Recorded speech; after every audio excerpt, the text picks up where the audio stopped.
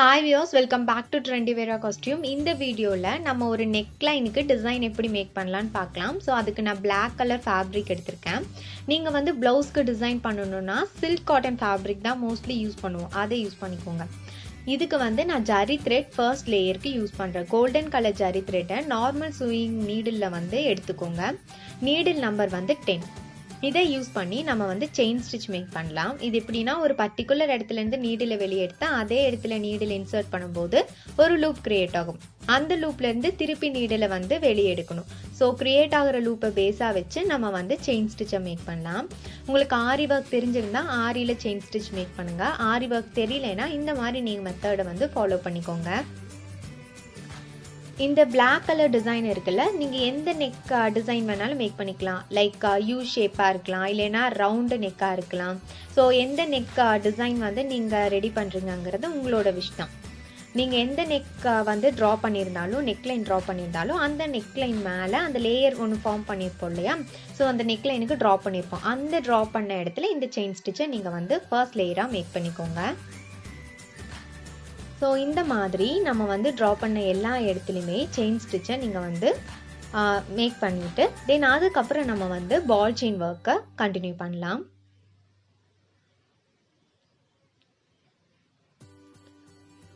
இதே மாதிரி chain stitch நம்ம draw பண்ண neckline ஃபுல்லாவே வந்து இருக்கணும். சோ இதுதான் first layer. first layer வந்து complete பண்ணி முடிச்சதுக்கு அப்புறம் நான் இங்க வந்து ball chain செலக்ட் பண்ணிருக்கேன். medium size ball chain. இத வந்து side stitch மேக் பண்ணியும் கம்ப்ளீட் பண்ணலாம். ஃபெவிக்ரில் ஃபேப்ரிக் glue வெச்சும் கம்ப்ளீட் பண்ணலாம். ரெண்டுமே எப்படின்னு பார்க்கலாம். ஃபர்ஸ்ட் வந்து side stitch. இந்த மாதிரி தான் side stitch கொடுக்கணும். அதாவது இப்போ வந்து இது ball chain இல்லையா? சோ இதோட சைடுல stitches மேக் பண்ணனும். அதுதான் side stitch. இந்த side stitch இருக்குல்ல இதுக்கு பதிலா நீங்க வந்து ball chain யூஸ் பண்ணல அப்படினா நீங்க sugar bead கூட யூஸ் பண்ணிக்கலாம். 4 or 5 sugar bead at a timeல எடுத்து இந்த மாதிரி நீங்க வந்து stitches மேக் பண்ணிட்டு அதுக்கு side stitch கொடுக்கலாம். ஆனா ball chain-உம் sugar bead-உம் ஒரே மாதிரி லுக் தான் கிடைக்கும். இது வந்து ரொம்ப ஈஸியா கம்ப்ளீட் பண்ணிடலாம் work. அதனால நான் வந்து medium size ball chain use பண்றேன். இது ஸ்மால் சைஸ் கிடையாது, பிக் சைஸும் கிடையாது, மீடியம் சைஸ். இத வந்து செகண்ட் லேயரா ஃபார்ம் பண்ணிக்கோங்க. செகண்ட் லேயரா பால் செயினை வந்து கோல்டன் கலர் பால் செயின் தான் இங்க நான் யூஸ் பண்றேன். இத வந்து கம்ப்ளீட் பண்ணி முடிச்சதுக்கு அப்புறம் இதுக்கு நெக்ஸ்டா வந்து நம்ம வந்து ஸ்டோன் செயின் இருக்குல்ல அந்த ஸ்டோன் செயினை இங்க ஃபிக்ஸ் பண்ணலாம்.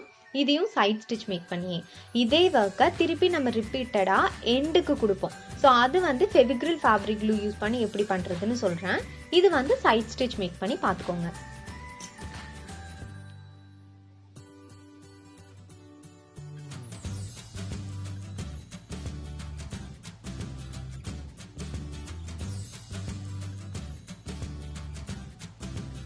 இந்த கர்வா வருது இல்லையா? சோ அந்த பெண்ட் ஆகுற இடத்துல எல்லாம் கொஞ்சம் நிறைய சைடு ஸ்டிட்ச் நீங்க மேக் பண்ணிக்கோங்க. because பெண்ட் ஆகுற இடத்துல எல்லாம் பெர்ஃபெக்ட்டா நமக்கு பெண்ட் ஆகணும். அதனால then அதுக்கு அப்புறம் இப்போ வந்து இந்த லேயரை வந்து கம்ப்ளீட் பண்றதுக்கு கடைசியா நம்ம வந்து ஒரு பால் செயின் இப்படி கொடுத்தா இது வந்து ஃபினிஷ்ட் ஆயிரும். இதுக்கு அப்புறம் மிரர் வர்க். இது எப்படின்னா ரெண்டு பால் செயினுக்கு சென்டர்ல ஒரு ஸ்டோன் செயின் டிராவல் ஆகும். இது ஒரு பார்டர் மாதிரி. பார்டரோட சென்டர் பார்ட்ல மிரர் ஃப்ரேம் வர்க் வந்து இருக்கிற மாதிரி நம்ம வந்து டிசைன் பண்ண போறோம். ரொம்ப ஈஸியாவே கம்ப்ளீட் பண்ணிடலாம். பட் கிராண்டான அவுட்லுக் வந்து கிடைக்கும் இதுக்கு.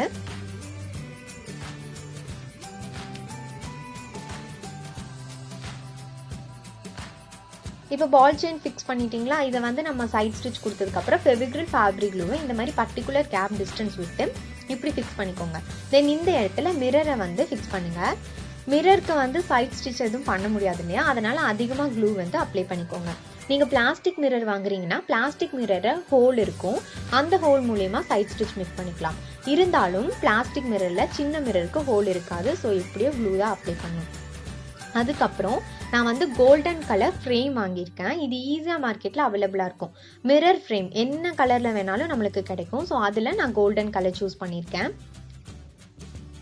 மிரரோட ஃப்ரேமை நம்ம சைட் ஸ்டிச் மேக் பண்ணியும் கம்ப்ளீட் பண்ணலாம். ஃபெவிக்ரில் ஃபேப்ரிக் glue வெச்சும் கம்ப்ளீட் பண்ணலாம். இந்த மாதிரி தான் சைட் ஸ்டிச் கொடுக்கணும். அதாவது மிரரோட ஃப்ரேமோட அவுட்டர் சைடுல ஒரு லூப் மாதிரி இருக்கும். அந்த இடத்துல ஸ்டிச் மேக் பண்ணிக்கோங்க. அப்படி இல்லைன்னா இந்த மாதிரி மிரரோட ஃப்ரேம் இருக்குல்ல அதோட பாட்டம் சைட்ல ஃபெவிக்ரில் ஃபேப்ரிக் glue நிறைய அப்ளை பண்ணி இந்த மாதிரி மிரருக்கு மேல நீங்க ஃபிக்ஸ் பண்ணிக்கோங்க. இப்படி ஃபிக்ஸ் பண்ணாலும் இதுக்கும் சைட் ஸ்டிச்சஸ் மேக் பண்ணிக்கோங்க. நிறைய பேர் க்ளூல அப்ளை பண்ணா வாஷ் பண்ணதுக்கு அப்புறம் கீழே விழுந்துராதான்னு ஃபீல் பண்றீங்க. சிலதெல்லாம் வந்து க்ளூல அப்ளை பண்ணி தான் ஆகணும். ஸோ அதுக்கெல்லாம் க்ளூல அப்ளை பண்ணலாம். இந்த மாதிரி மிரரோட ஃப்ரேமை ஒர்க் ஈஸியாக கம்ப்ளீட் ஆகிறதுக்கு க்ளூவில் அப்ளை பண்ணி ஃபிக்ஸ் பண்ணிவிட்டு தென் அதுக்கப்புறம் இதுக்கும் சைட் ஸ்டிச்சஸ் மேக் பண்ணும்போது கண்டிப்பாக வாஷ் பண்ணாலும் கீழே விழுகாது. இப்போ மிரருக்கெல்லாம் சைட் ஸ்டிச் மேக் பண்ண முடியாதா, அந்த இடத்துல க்ளூ அதிகமாக யூஸ் பண்ணிக்கோங்க. இதுக்கு இந்த மிரரோட ஃப்ரேமுக்கு சைட் ஸ்டிச்சும் மேக் பண்ணலாம், க்ளூவும் அப்ளை பண்ணலாம். ஸோ நம்ம என்ன பண்ணலாம்னா க்ளூ அப்ளை பண்ணிவிட்டு அதுக்கப்புறம் சைட் ஸ்டிச் மேக் பண்ணிக்கோங்க. தென் நான் முன்னாடியே சொல்லியிருந்தேன் பால் செயினையும் ஸ்டோன் செயினையும் நம்ம க்ளூ வச்சு அப்ளை பண்ணலாம் அப்படின்னு.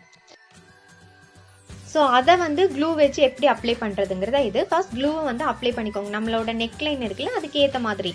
தென் அந்த இடத்துக்கு மேலே பால் செயினை ஃபிக்ஸ் பண்ணிவிட்டு தென் அதுக்கப்புறம் ஸ்டோன் செயின், அதுக்கப்புறம் பால் செயின், இந்த மாதிரி ஃபிக்ஸ் பண்ணிக்கோங்க.